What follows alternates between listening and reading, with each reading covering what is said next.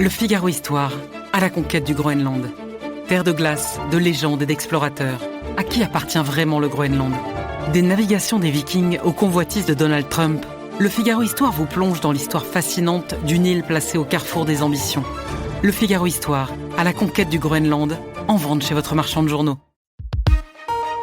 L'éditorial du Figaro. Programme du PS pour 2027, Rose fanée et vieille ficelle par Yves Tréhard.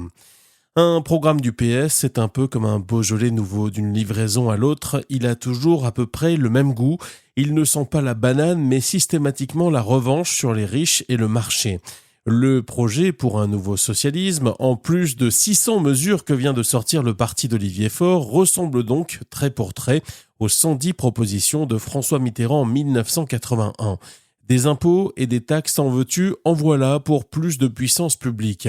Avec en prime, non pas un ministre du temps libre, comme jadis, mais un service public du beau et du calme pour vivre libre.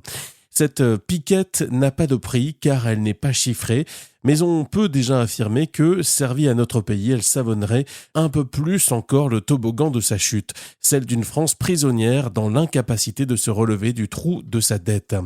Le plus curieux de ce programme de Rose fanée et vieille ficelle, c'est qu'il épouse les mêmes idées radicales ou presque que celles de la France insoumise. Or, on peut penser qu'à ce compte-là, un électeur de gauche devrait préférer l'original à la copie, surtout quand l'original s'appelle Jean-Luc Mélenchon, candidat madré et expérimenté, alors que la copie n'a pas de nom ni d'incarnation.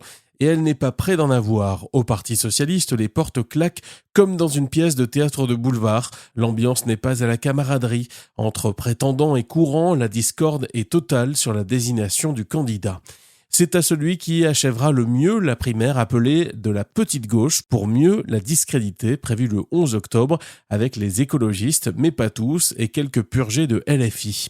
Même Olivier Faure ne sait pas s'il est pour ou contre. De son côté, François Hollande n'hésite plus. « Je me prépare », vient-il de déclarer. Le PS, qui laisse entendre que son modèle est dépassé, ne veut pas de lui. La notion de social-démocratie serait à ranger aux archives, mais lui estime sans doute que, sur un malentendu... Bref, face aux errements de la gauche et à ces mesures catastrophiques, la droite peut-elle comprendre qu'elle doit en profiter pour se mettre vite en ordre de bataille ?